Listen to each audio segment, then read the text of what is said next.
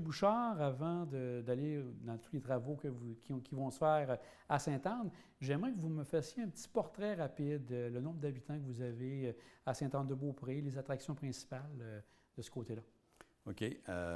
Bien, voilà. On a 2800 de population. La principale industrie, c'est le tourisme au niveau de Sainte-Anne. Fait que chez nous, on est beaucoup axé sur cette industrie-là, parce que c'est notre principale activité, je dirais. Oui, oui. Mais en somme, c'est à peu près ça. Par contre, on s'en va vers une ville qui va être beaucoup en développement, considérant entre autres le projet que je vais vous parler, là, concernant le projet d'eau potable, qui va nous permettre à ce moment-là de pouvoir recevoir plus de résidences et qui va faire en sorte qu'à ce moment-là, on va avoir des revenus supplémentaires qui vont nous permettre à ce moment-là de faire beaucoup plus de choses qu'on fait à l'heure actuelle. Là. Donc, parfait. Donc, on parle de l'eau potable, comme vous disiez. C'est le gros projet qui a été lancé au courant des dernières années. Avant que ce projet-là soit fait ici à Sainte-Anne-de-Beaupré, de quelle manière on allait chercher l'eau pour Sainte-Anne-de-Beaupré? Bien, au départ, l'eau était prise à même les sources souterraines. Qui avait plusieurs coffres dans la ville de Sainte-Anne-de-Beaupré. On pense entre autres le réservoir de Turcotte. Il y avait aussi le réservoir de la Porte-Rouge, pour ceux qui sont les anciens, là, qui vont se rappeler sans doute. On a le réservoir Racine. Il y a eu d'autres réservoirs aussi, là, que je ne me rappelle pas du nom, là, sur le territoire. Fait que chaque section dans la ville de Sainte-Anne-de-Beaupré était alimentée par ces réservoirs-là.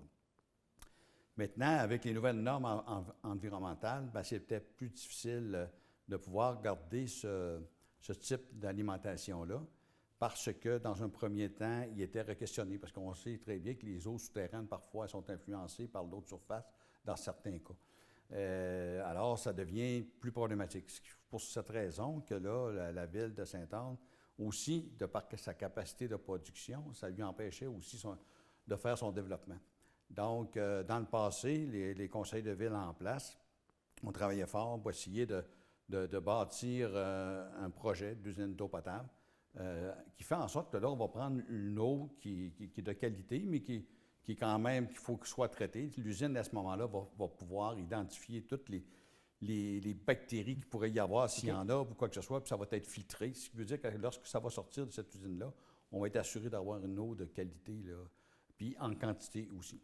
Et l'usine, elle est située, là, pour bien situer les gens, à quel endroit à Sainte-Anne-de-Beaupré? Bien, le projet, lui, il a été mis en place sur la côte de Sainte-Anne parce que, premièrement, la source d'alimentation, c'est la rivière aux Chiens, qui, elle, qui descend des Laurentides, tout ça. Fait que la raison pour laquelle il a été mis l'usine plus haut, c'est tout simplement pour pouvoir alimenter les résidents par gravité. Ce qui nous évite à ce moment-là d'avoir des stations de pompage éparpillées un peu partout sur le territoire, si advenant qu'on aurait dû mettre l'usine plus bas. Donc ça, c'est un avantage en termes de coût. Alors, elle se situe sur la côte Sainte-Anne, mais à travers tout ça, le projet a été quand même vu dans toute sa largeur parce qu'on avait une portion de résidence sur la côte Sainte-Anne qui n'était pas alimentée avec aucun service. Ah, et là, ça va être le cas? Là, effectivement. Fait que là, à ce moment-là, on a pu connecter tout près de 39 résidences, autant au niveau sanitaire qu'au niveau de l'eau potable. Fait que c'est quand même majeur comme projet. Puis à travers tout ça aussi, ce projet-là a emmené la restructuration de 2 côtes. Vous savez, là, pour aller sur la côte Sainte-Anne, il y a 3 côtes. On a accès par 3 côtes.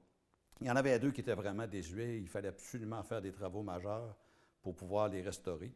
Puis ça nous a permis, on a inclus ça dans ce projet-là, restaurer ces deux côtes-là. Puis du côté est, tout près de la côte Barrette, en bas sur l'avenue Royale, il y a une bonne portion de l'avenue Royale qu'il a fallu refaire parce que la tuyauterie était vraiment désuète. Alors, on en a profité, de par ce projet-là, de refaire toute cette tuyauterie-là pour faire une mise aux normes. Fait que c'est quand même un projet qui est quand même majeur. Ce qui va rester après ça, oui, il y a l'usine, mais le réservoir Racine, lui, on va le garder. Lui, il se situe tout près de la limite entre Beaupré et Sainte-Anne, ce réservoir-là. Ce réservoir-là, il va servir, entre autres, de réservoir de réserve, si on peut dire, mais aussi pour pouvoir alimenter la future site de développement résidentiel qui s'appelle le plateau de Marguerite, qui va nous permettre, à ce moment, avec une station de pompage, pour pouvoir alimenter ce développement-là. Donc, on avait, dans la description des travaux, il y avait le lot 1, le lot 2. Le lot 1, c'était la partie qui était plus, comme vous dites, la côte, justement, où vous allez avoir votre Au niveau de réservoir. lot 1, c'est la côte vraiment des OK. Sœurs qu'on appelle, Ah, communément la côte Gravel. Et le lot 2, à ce moment-là, lui, c'était vraiment le projet de l'usine avec toutes les infrastructures que je viens de vous parler. Pourquoi il y a eu deux lots? Parce qu'il y a eu deux soumissions. Parce qu'au niveau de la côte Gravel, qui se trouve la côte des Sœurs, qu'on appelle communément, à ce moment-là, il y avait une problématique au niveau de la tuyauterie, bien entendu, mais il y a aussi que l'eau, le sanitaire et le pluvial étaient mélangés. Oh. Ce qui veut dire qu'à ce moment-là, on ne pouvait pas accepter ça. Ce qui fait, oui, le sanitaire s'en allait à l'usine d'épuration à Beaupré, mais on envoyait aussi de l'eau de pluie, de l'eau de surface, qui fait que ça faisait énormément en termes de quantité arriver à cette usine-là. Donc, puis en plus, la tuyauterie était complètement désuète, fait qu'il fallait refaire ça. Là, on a eu une subvention là, de tout près d'1 million là, de la part de la TEC, justement pour pouvoir refaire ce réseau-là. Puis, fait que là, c'est pour ça qu'on était obligé de le séparer en deux. Par contre, tous les autres travaux, qui, lui, à ce moment-là, c'est le lot 1, le lot 2, pardon, qui fait en sorte que là, à ce moment-là, ça relie l'usine avec la côte du sculpteur, mais qui, en réalité, si on regarde sur la carte, ça porte le nom de la côte Sainte-Anne. Oui. Mais on est tellement habitués, les résidents du milieu, qu'on a toujours appelé ça la côte du sculpteur parce qu'on sait très bien qu'en bas, c'est le sculpteur Alphonse Paris qui est là, puis on faisait toujours le lien avec lui là, pour identifier sa côte. Est-ce que vous gardez des liens encore avec l'usine de traitement de Beaupré où là, tout va s'arrêter quand le tout va être lancé? Présentement, on est en phase de démarrage. On est en train de faire l'installation de la mise à niveau de l'usine. Là, présentement, oui, Beaupré nous alimente encore parce qu'on n'est pas totalement connecté. On prévoit, fin novembre, être capable d'alimenter la population, si on n'a pas de problématique, bien entendu. Puis, dans tous les travaux, de ce qui reste à faire, c'est que là, présentement, la semaine passée, on a fait des travaux au niveau on a la station pompage Picard, qu'on appelle. Elle, il fallait qu'elle soit reliée au réseau. Fait que là, on a fait ça la semaine passée. Cette semaine, ils sont censés commencer justement à refaire le réservoir Racine que je parlais tout à l'heure. Et par la suite, on va connecter, parce qu'il y a une portion de chemin qui n'est pas connectée avec le nouveau développement du plateau de la Marguerite, parce que les autres sont connectés d'une façon temporaire, puis là, considérant les froids. Donc là, on va le connecter pour la saison hivernale, là, pour qu'on puisse procéder. Puis au printemps, là, il y a une première couche d'asphalte de mis pour se rendre jusqu'au développement. La deuxième couche d'asphalte va être mise à ce moment-là. Quand on va mettre en opération la nouvelle usine, est-ce que les résidents vont se rendre compte de quelque chose ou ça va quand même... Bien, on a envoyé la semaine passée un avis aux gens de pouvoir s'installer un réducteur de pression à leur entrée d'eau. C'est tout simplement une recommandation, ce n'est pas une obligation. Par contre, on doit s'attendre à certains points où peut-être que la pression va être beaucoup plus élevée. Donc, ce qu'on demande aux gens, c'est de s'assurer, du moins, s'ils ne veulent pas l'installer, de connaître au moins la pression qu'il va y avoir à leur résidence. Le but de l'exercice, c'est simplement de ne pas causer de bris à leur résidence. L'autre chose, pour ceux qui n'ont pas de cadran, peut-être la meilleure façon de le voir, c'est que lorsqu'ils vont ouvrir leur robinet, si évidemment qu'ils voient que la pression a changé ou quoi que ce soit, bien là, questionnez-vous, là, parce que là, peut-être que vous avez besoin d'avoir ce réducteur de pression-là. C'est plus à titre préventif, là, mais c'est quand même important, là, parce que selon le code du bâtiment, toute nouvelle bâtisse doit avoir un réducteur de pression à l'entrée d'eau. Vous parliez tantôt justement du développement Sainte-Marguerite, de ce que j'ai compris. Donc, c'est un de vos gros projets de développement aussi au niveau domicilié dans votre effectivement, quand on est arrivé au pouvoir, il y avait un gros blocage dans ce secteur-là parce que le chemin pour se rendre au plateau de la Marguerite était zoné agricole. Et puis là, ça faisait plusieurs fois dans le passé que les dirigeants du temps ont essayé de faire dézoner ça auprès de l'organisme en question, là, que j'oublie le nom. Là. Ce qui fait en sorte que là, nous, on a entrepris une démarche, on a fait une approche un peu différente, qui a fait en sorte qu'effectivement, on a pu avoir les autorisations nécessaires pour ce faire. Fait que, oui, il faisait plusieurs années qu'on travaillait sur ce projet-là. Je me rappelle, entre autres, il y avait un projet où c'était relié avec Beaupré, puis qu'à ce moment-là, il n'y aurait eu aucun service de rendu. Ça fait que les gens auraient eu tout simplement des fosses septiques puis par source ou quoi que ce soit. Là. Mais là, non, là, ce qu'on a travaillé comme projet, c'est que là, les résidents du coin vont avoir tous les services. C'est là-dessus. Fait que là, on a pu débloquer ça. À travers ça, bien, c'est sûr que le fait que d'avoir une usine d'eau potable nous a permis d'avoir cette capacité-là. Et ça, qui fait qu'on a un autre développement là, qui s'appelle le littoral de la Rivière-aux-Chiens, qui a à peu près une quarantaine de terrains. Là, présentement, ils sont bâtis, les rues sont faites, les terrains sont à vendre. Fait que là, on attend. Là, présentement, au plateau de la Marguerite, on est en une première phase de 80 terrains. Maintenant, il va rester les autres phases à compléter plus tard, là, au moment où ça va se vendre au fur et à mesure. On voit aussi un très gros chantier sur le boulevard Sainte-Anne avec le quai de Sainte-Anne. Pouvez-vous nous parler un peu où ça en est rendu au niveau des travaux de ce côté-là? Bien, pour l'instant, ça va quand même très bien. Cet été, on a travaillé fort avec la Corporation du quai parce qu'il faut rappeler que, oui, la Ville, on siège sur la Corporation du quai, mais le maître d'œuvre, c'est la Corporation, l'ACA de la Corporation du quai qui fait ce projet-là. Qui fait qu'à partir de là, oui, cet été, on a tout simplement travaillé, entre autres, pour faire des devis, aller en soumission. On a identifié des soumissionnaires avec, je me rappelle bien, 4 soumissionnaires. Par la suite, il y a eu un processus de sélection qui était quand même assez rigoureux, qui a fait en somme qu'on a choisi celui qui fait les travaux présentement, là, la firme Hamel, qui est, eux, c'est des experts en la matière, c'est leurs travaux à eux autres, ils connaissent ça, ils font que ça.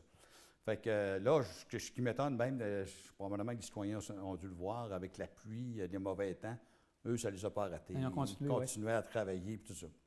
C'est un projet qui est quand même important pour la Ville, parce que quand nous, on est venu au pouvoir, ce qui manquait pour l'élaboration de ça, c'était le financement. Ce qui nous a aidés, c'est probablement un changement de gouvernement aussi, qui lui était plus ouvert au développement, qui nous a aidés. Puis à partir de là, nous, on a fait des démarches auprès des ministères concernés. Puis la ministre, pardon, la sous-ministre, pas la sous-ministre, mais la ministre adjointe, Mme Guilbeault, la capitale nationale, qui, elle, a débloqué un fonds de 10 millions, qui est quand même important. À travers ça, il y a eu quand même d'autres contributions, entre autres du fédéral.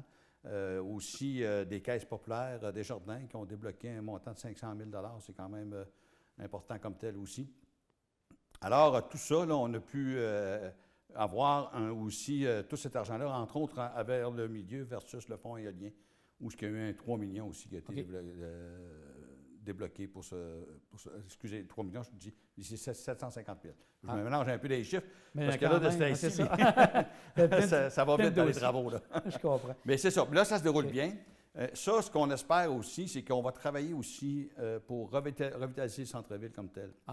Parce que l'artère, qui est la rue du Sanctuaire comme telle, où là, à ce moment-là, présentement, on voit qu'il y a beaucoup de maisons vides, là, mais on essaie de travailler là-dessus pour essayer de recréer un milieu de vie. On travaille fort, on discute constamment avec les pères rédemptoristes qui, eux aussi, ont des projets. Je vous dirais, je ne peux rien dévoiler aujourd'hui, là, mais on travaille sur plusieurs projets. Ce qui nous a emmené aussi, lorsqu'on était au pouvoir, c'est que la Ville, on a décidé de repartir le camping, qui fait en sorte, encore là, comme je vous disais au début, c'est que notre principale industrie, c'est le tourisme. Donc ça nous permet à ce moment-là de pouvoir garder le tourisme sur place. Je comprends. Effectivement. Puis là, bien, parce que les pères rédemptoristes n'avaient plus l'énergie puis le personnel nécessaire pour s'occuper de ça. Fait que nous, on a dit, bien, regarde, on va le reprendre en main.